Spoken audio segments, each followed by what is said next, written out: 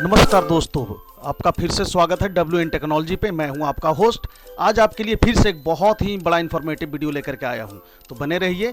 चलिए देखते हैं क्या है कॉलेजियम प्रणाली जिसके तहत सुप्रीम कोर्ट में होती है जजों की नियुक्ति। क्या है ताज़ा विवाद, आइए पूरा डिटेल से जानते हैं। ये संविधान में अनुच्छेद 124 खंड 2 और 217 सुप्रीम कोर्ट और हाई कोर्ट में जजों की नियुक्ति से जुड़ा है।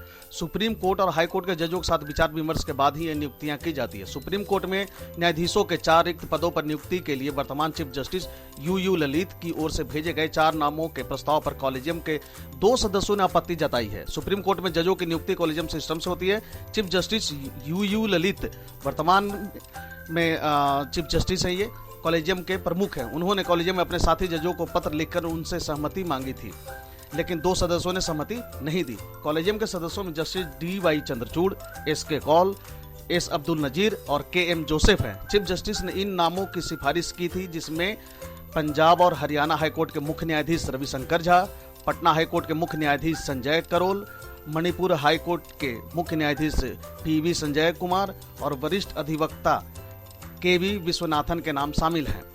अब कॉलेजियम की ओर से केंद्र सरकार को किसी भी नाम की सिफारिश करने की संभावना नहीं है। सुप्रीम कोर्ट में जजों की नियुक्ति कैसे होती है, कॉलेजियम क्या करता है, कॉलेजियम सिस्टम कैसे नामों की सिफारिश करता है, ऐसे तमाम सवालों के जवाब आपको इस रिपोर्ट में मिलेंगे।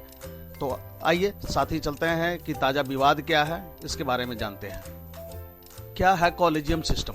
जजों की नियुक्ति से संबंधित कुछ मामलों की सुनवाई के बाद कॉलेजियम सिस्टम अस्तित्व में आया है। यह संविधान या संसद की ओर से लाए गए किसी भी विशेष कानून में वर्णित नहीं है।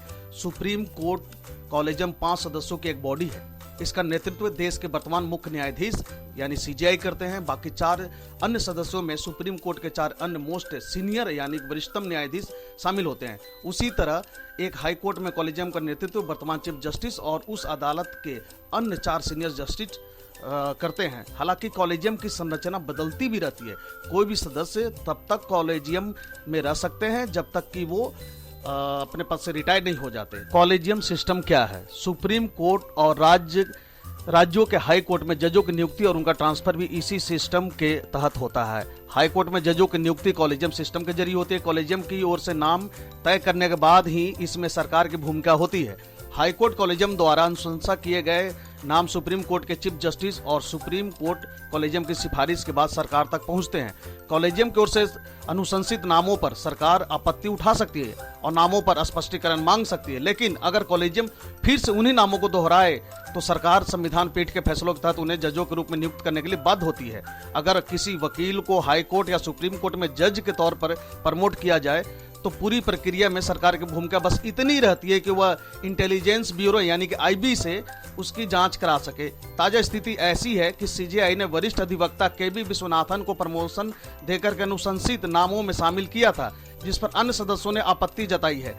कभी कभार सरकार नियुक्ति करने में इसलिए भी देर करती है जब कॉलेजियम की ओर से सिफारिश किए गए नामों पर 1 या अधिक न्यायाधीशों की नाराजगी रहती है। ताजा मामला भी ऐसा ही है। इसमें संविधान क्या कहता है? संविधान में अनुच्छेद 124 खंड 2 और 217 सुप्रीम कोर्ट और हाई कोर्ट में जजों की नियुक्ति से जुड़ा है। ये नियुक्तियां राष्ट्रपति द्वारा की जाती है। सुप्रीम कोर्ट और हाई कोर्ट के जजों के साथ विचार विमर्श के बाद ही ये नियुक्तियां की जाती है। हालांकि संविधान इन नियुक्तियों के लिए कोई खास प्रक्रिया निर्धारित नहीं करता। संविधान के अनुच्छेद 124 के खंड 2 के तहत सुप्रीम कोर्ट और हाई कोर्ट के जजों की नियुक्ति किया जाता है। सुप्रीम कोर्ट के अन्य जजों के परामर्श से चीफ जस्टिस की नियुक्ति करता है। सुप्रीम कोर्ट के न्यायाधीशों की नियुक्ति राष्ट्रपति द्वारा भारत के मुख्य न्यायाधीश के साथ अनिवार्य विचार विमर्श के साथ की जाती है। वहीं संविधान के अनुच्छेद 217 के मुताबिक हाई कोर्ट के जस्टिस की नियुक्ति राष्ट्रपति द्वारा भारत के मुख्य न्यायाधीश राज्य के राज्यपाल के परामर्श से की जाती है। चीफ जस्टिस के अलावा किसी अन्य जस्टिस की नियुक्ति के मामले में हाई कोर्ट के मुख्य न्यायाधीश से परामर्श किया जाता है। अब सवाल उठता है कि क्यों होती है आलोचना? सुप्रीम कोर्ट में प्रैक्टिस करने वाले कुछ वरिष्ठ अधिवक्ताओं के अनुसार बताया गया है कि कॉलेजियम सिस्टम पारदर्शी नहीं है।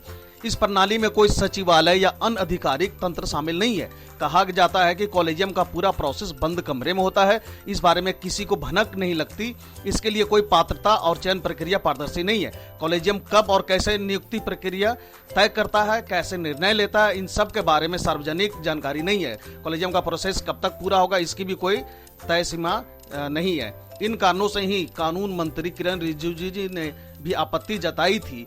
सरकार नियुक्ति प्रक्रिया में अपना दखल चाहती है, लेकिन सुप्रीम कोर्ट इसे हमेशा खारिज करता आया है। तो दोस्तों, कैसा लगा हमारा इन्फॉर्मेटिव वीडियो कमेंट करके हमें जरूर बताएं। Thank you, God bless you.